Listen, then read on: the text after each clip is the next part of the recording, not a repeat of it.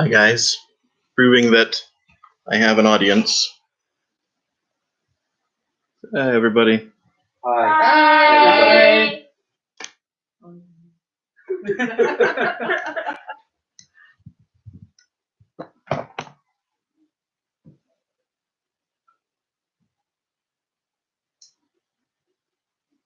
you for being here tonight. And now on to the show, as they say. When I was growing up, as some of you may know, whenever I was frowning, it wasn't uncommon for my mom to look at me and say, "Stop that. It takes more muscles to frown than to smile." And so I'd stop and everything would go along. But would it interest you to know that that's not actually true? It takes more muscles to smile than it does to frown. Scientists who've studied the muscles in the face can tell us that it actually takes 10 muscles to make a small smile and only 6 to make a small frown. Whereas in reality, if you're trying to make a larger smile, the numbers get closer, but it's still 12 to 11 respectively, which means that still it takes more muscles to smile than it does to frown. Now, this might not mean a whole lot to us in context of these kind of things because smiles are known as the universal sign of happiness. What these scientists also agree on, though, is that it actually is easier for us to smile. And so we do it more. The muscles are stronger. And so we smile. So in reality, though, the third thing that they agree on between all of them is that when we smile, it influences other people to smile as well. That smiling is contagious. And you may wonder, well, how can smiling be contagious? What is the possibility that that's actually the case, and why would it be contagious? Well, I'm here today to share with you some uh, special pieces of information that explain to us why smiling not only is contagious, but that we as a people are more closely related than we might think as a human family. Whenever we're out on any given day, as we watch people go by or as we're there at work, we see what people are dressed in, what they're driving, what they're doing. We might think, gosh, it would be fun to drive that car. Gosh, I'd love to be wearing those shoes. They look so neat. I wonder what it feels like to wear them. Science is slowly starting to prove that we do this with facial expressions as well, that we mimic other people's faces to help us remember what it was like to make that expression so that we in turn can react appropriately to it. Imagine for a moment, the last time you had a bad day, a really truly bad day. Imagine that after you have this bad day, you're out for a walk and you're just thinking and you stop for a minute and you close your eyes just to catch up and give yourself a moment to breathe. Do that for a second. Close your eyes, everybody, for just a minute.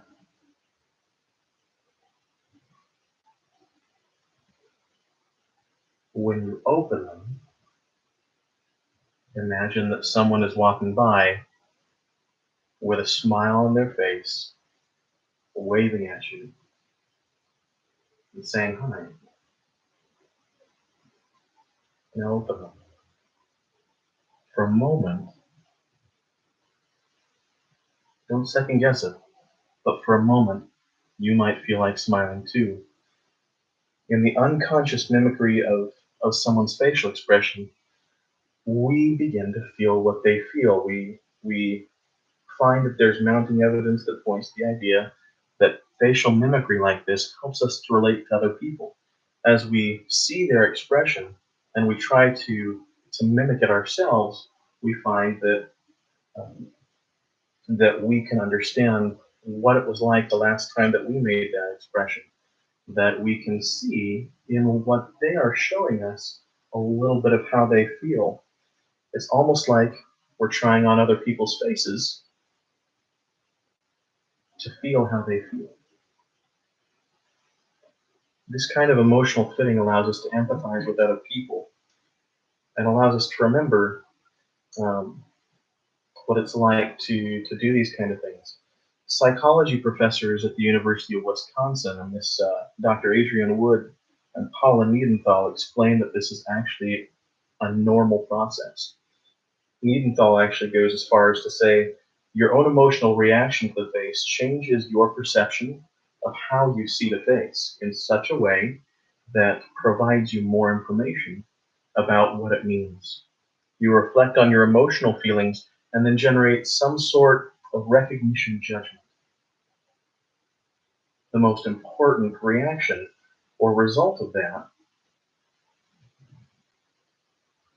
is that you take the appropriate action to either um, approach or remove yourself from a particular person.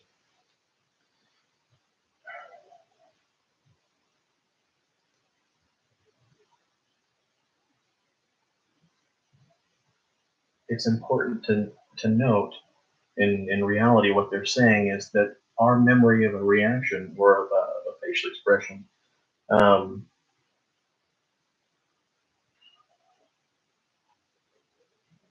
that as we mimic it, we remember how these people feel.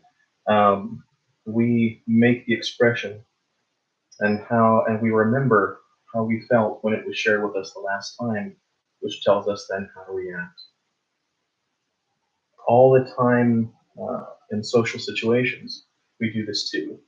As we walk into a room and we see different people, we gauge their reaction to us and to each other based on the facial expressions that they're sharing with us. We use this um, to insulate ourselves from rejection. We use it to look for acceptance in a crowd. It's an important part of who we are, noting where we gravitate to. And this acceptance from various groups and crowds tells us a little bit about who we are and where we want to be going. It's um, it's noted by Marilyn Brewer and Wendy Gardner of Northwestern University that the in group that we're with actually produces more facial mimicry than the groups that we're not in concert with. As we come to know people more, we mimic their faces more because we understand more of what they're feeling, even the small nuanced expressions that they give. And as we do that, we come to understand them better through familiarity and through understanding what the expressions they make share with us about their feelings.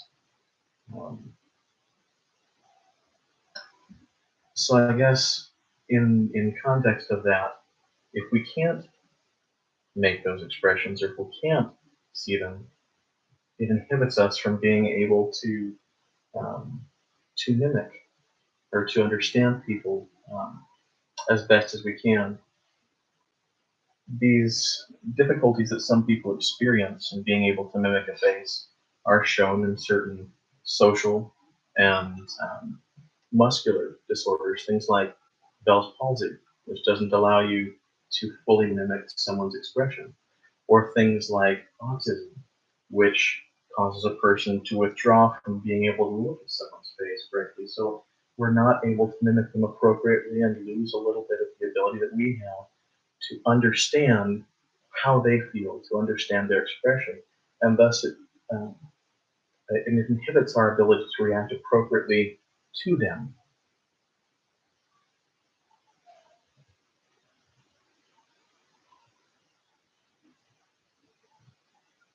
We're made to be a social people, and facial mimicry is the tool that we use, the primary tool that we use to understand the emotions of the people who we're speaking with, to be linked with them emotionally, to be linked with them physically, as we understand the expressions that they're making.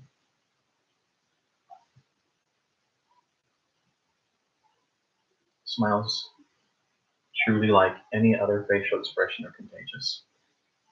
Unconscious mimicry of facial expressions allows us to understand what people are feeling so that we can not only react appropriately, but understand them more.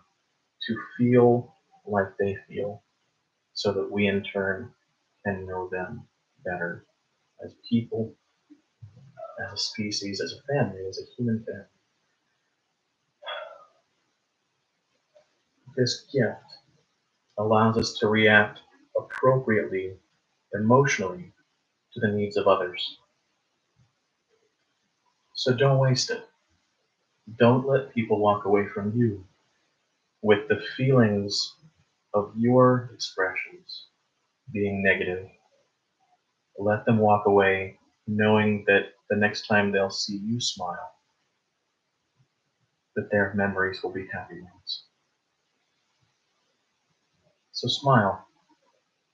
You'll be giving us a true human experience. For a moment, we'll be able to share a part of your joy. Thank you very much.